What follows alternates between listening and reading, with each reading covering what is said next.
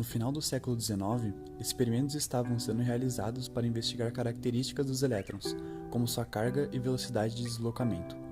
Com a tecnologia atual, ficou muito mais fácil demonstrar essas propriedades, e essa é a proposta do nosso trabalho: calcular a velocidade dos elétrons deslocados através do efeito Hall e determinar se sua carga elétrica é negativa ou positiva.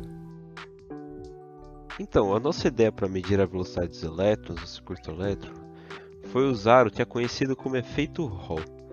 O efeito Hall acontece pelo fato de cargas em movimento serem deslocadas por um campo magnético. Essa figura mostra como isso acontece. Um campo magnético atravessa a placa enquanto há uma corrente elétrica nela. Usando a regra da mão esquerda, podemos ver que as cargas vão se deslocar para os lados, resultando em uma diferença de potencial que pode ser medida. Como essa diferença de potencial é proporcional à velocidade das cargas no circuito, usando essa equação podemos calcular a velocidade dos elétrons. Não só podemos medir a velocidade dos elétrons, como também mostrar que ele tem carga negativa. Afinal, como é explicado para essa imagem, os polos positivos e negativos invertem dependendo da carga.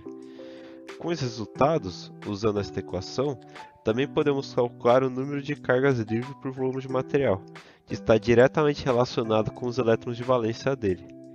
A partir dessas ideias, construímos o aparato experimental usando os recursos que tínhamos à nossa disposição. Para o campo, dois ímãs retirados de caixa de som, um gerador de corrente, multímetro e placas de metal disponibilizadas pelo laboratório. Na nossa primeira tentativa, vimos que ia ser mais difícil medir essa voltagem do que pensávamos. Ao mesmo tempo que precisávamos que os fortes ímãs fossem movimentados para visualizar a voltagem sem e com o campo magnético no circuito, não podíamos deixar que os fios e contatos se mexessem, porque a diferença de potencial a ser medida era tão pequena, da ordem de microvolts, que até mesmo a movimentação da mesa causava variação nos resultados.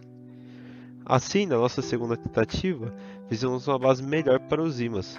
Nela, poderíamos trocar o sentido de um dos ímãs, colocando os polos em sentidos opostos para anular o campo magnético, e com o mesmo sentido para somá-los. Tudo isso sem tocar nos fios e ainda permitir que eles estivessem próximos o suficiente das placas para gerar um bom resultado. Com o decorrer dos testes, fizemos várias modificações. Deixamos as placas que estavam com oxidação, adicionamos bastante fita isolante para diminuir a movimentação, descobrimos que poderíamos usar uma fonte de corrente em paralelo para dobrar a amperagem e assim a velocidade dos elétrons, como também usar o multímetro para medir a amperagem, resultante do efeito Hall, que conseguia medir uma variação 10 vezes menor. Claro, também tínhamos de medir a resistência elétrica para achar a voltagem. Testamos com diferentes placas de cobre e alumínio. Assim, a corrente, campo e voltagem Hall se comportava dessa forma no nosso sistema final. Agora vamos ver o efeito Hall na prática.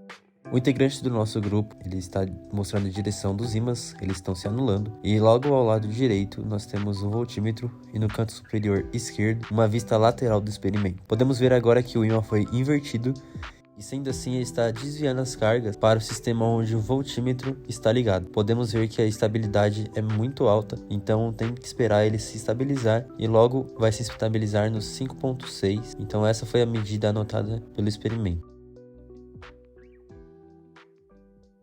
Com os resultados dos nossos experimentos, descobrimos que a velocidade de deslocamento dos elétrons é da ordem de 0,1 milímetros por segundo, e calculamos que a quantidade de elétrons livres por metro cubo de cobre seria de 2,6 vezes 10 elevado a 27. Por mais que haja muitas imprecisões nos nossos experimentos, dadas as nossas condições, concluímos que tivemos bons resultados.